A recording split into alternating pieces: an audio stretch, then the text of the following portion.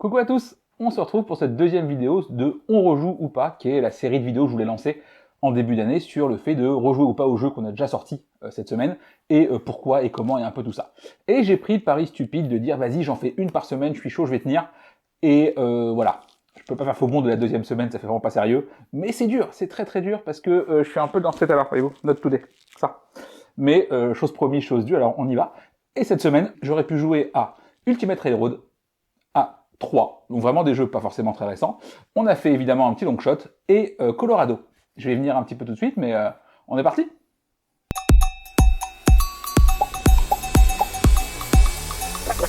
Alors, 3 de Pearl Game, c'est un jeu qui a maintenant quelques années, qui a un design qui est très particulier, mais que j'aime beaucoup, et en plus il a une mécanique qui lui est vraiment très très propre, à savoir que vous allez vous placer dans les différents secteurs du jeu pour récupérer des dés, mais ces dés ne vous appartiennent pas vraiment, dans le sens où n'importe qui peut vous les acheter, peut vous les piquer, et voilà. Donc ça, il y a un petit côté parfois qui peut être un peu frustrant pour beaucoup de joueurs, mais clairement moi j'aime beaucoup ce jeu, et tu peux toujours faire un truc, t'en sortir, piquer un dé à quelqu'un en lui achetant pour s'en sortir un peu, voilà. C'est un jeu où, contrairement à ce que laisse penser la mise en place et les premières parties, t'as toujours un plan, tu peux toujours t'en sortir, t'as toujours un truc à faire, et vraiment le feeling du jeu est assez particulier.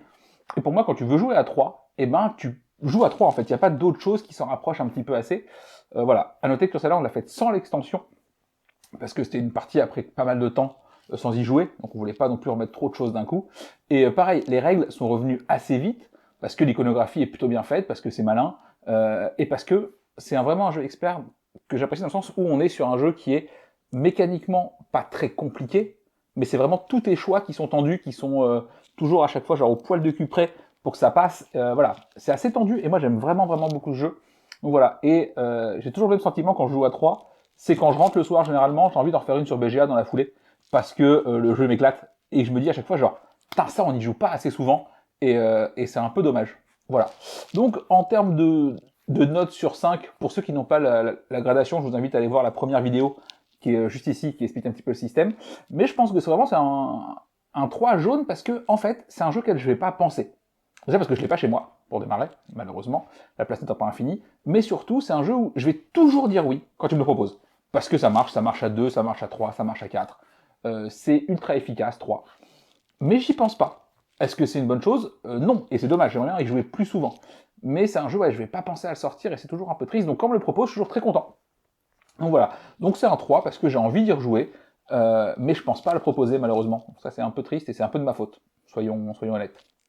Voilà, deuxième jeu joué cette semaine, c'est Ultimate Railroad. Donc ça c'est la big box de Russian Railroad, le jeu qui a été réédité cette année chez Zenman avec moult extensions. On y a joué à 3 avec Nico et Antoine, qui voulaient une dédicace, c'est donc fait. Ça faisait un bail que j'avais pas joué parce que du coup alors, vu qu'en plus Antoine découvrait le jeu, on a joué quelques jeux de base. Pas de blague, pas de plateau Asie, pas de plateau commun. Vraiment le jeu de base, parce que le jeu est incroyable globalement. Et moi j'y avais pas joué depuis un petit moment, et j'y joue essentiellement à l'époque sur BGA, parce que le décompte me fait chier. Voilà, ce côté où il faut compter tous les points, ça me saoule. BGA là-dessus est vraiment très bien fait, c'est automatisé, c'est clean. Et voilà, mais le jeu est tellement plaisant. C'est vraiment de la pose d'ouvrier dans sa version la plus clean, la plus épurée. Tu combattes un peu dans tous les sens, c'est assez agréable, mais ton tour de jeu est toujours ultra simple. Enfin, tes actions sont simples. Ou tu prends une usine, ou tu avances tes rails, ou tu débloques machin. Il n'y a pas de attends, mais si je veux prendre ça, il faut m'assurer qu'on est sur un jour pair avec la lune en Saturne pour que ça marche. Non, voilà. Ton action, elle fonctionne, elle est facile à faire, mais c'est vraiment tous tes choix qui impliquent pas mal de choses. C'est un jeu que j'adore faire découvrir aux nouveaux joueurs pour la pose d'ouvrier parce que mécaniquement, c'est assez facile. Ça veut pas dire que c'est facile de bien jouer, hein. Et puis c'est quand même assez gratifiant ce côté où tu fais des scores qui n'ont aucun sens. Tiens, tour 5, je vais faire 150 points. Voilà, c'est cool. C'est mieux que de Twilight Imperium où tu as joué 8 heures pour marquer 4 points. En termes de ressenti, voilà. Et vraiment, c'est un jeu auquel j'ai envie de rejouer. Donc je pense, d'ailleurs, ça m'a donné vraiment envie de me prendre la Big Box, l'Ultimate, parce qu'elle est cool, parce qu'il y a tout dedans. Et en plus, une fois que tu as fait le tour un peu du jeu de base, tu as tellement de variations que c'est top et le jeu marche nickel à 2, 3, 4. Donc ouais, je pense qu'on est sur un bon gros 4 verts de genre... je vais essayer de mettre la main dessus, parce que c'est trop bien. Voilà, donc Ultimate Railroad, allez-y. Si vous aimez les jeux de pose ouvrier élégants. Alors, clairement, au début, vous allez en chier pour le comptage, parce que c'est un coup de main à prendre. Voilà, c'est un peu d'arithmétique à faire. Au début, c'est pas naturel, mais après, une fois que c'est compris, ça va beaucoup mieux. Donc voilà, Ultimate Railroad, même en jeu de base, c'est trop bien, et avec les autres plateaux, c'est encore mieux, ça enrichit l'expérience, ça renouvelle le truc. Donc voilà, j'aimerais bien vraiment en faire plus cette année, voilà, et qui rentre sans problème dans mon 20x5 challenge. J'y viendrai un petit peu plus tard, un autre jour. Voilà, ça me ferait vraiment très plaisir. Donc voilà, c'est mon objectif, rejouer plus souvent à Ultimate Railroad cette année. Voilà. Troisième jeu joué, c'était le jeu de fin de soirée cette semaine, c'est Longshot The Dice Game. Alors, on était que 3, et du coup, c'est pas la config que je recommande par défaut, mais pour le coup, ça marche vraiment très bien, on est vraiment à l'hippodrome, ça crie un peu moins fatalement, mais t'as toujours ce côté, on s'en fout, vas-y, lance des dés, coche des chevaux et encourage ton cheval boiteux, parce que c'est trop bien. Voilà, donc c'est vraiment une découverte pour mes deux compères, et ça fonctionne, ça fonctionne. Alors, à 3, et du coup 4, je pense, c'est beaucoup plus stratégique, on va dire, beaucoup plus tactique. Donc vraiment, tu regardes un peu ce que fait l'autre. Moi, j'y joue à 8 à ça, je m'en cogne de savoir qui gagne ou pas, tu vois, je veux juste crier sur mon cheval et l'encourager pour qu'il gagne. Genre, ça le fallait plus vite. La réponse est non, globalement, mais voilà. Donc c'est vraiment top, ça marche bien, et j'ai hâte qu'il arrive en français chez Neolydis. Donc messieurs, d'ailleurs, si vous avez une date, n'hésitez pas à nous la communiquer en commentaire, ça fera plaisir à tout le monde. Moi, le premier, parce que je pense que c'est un jeu que j'offrirai régulièrement, parce que ça marche bien, et c'est un jeu que je propose dès que je peux, parce que je kiffe l'ambiance à table.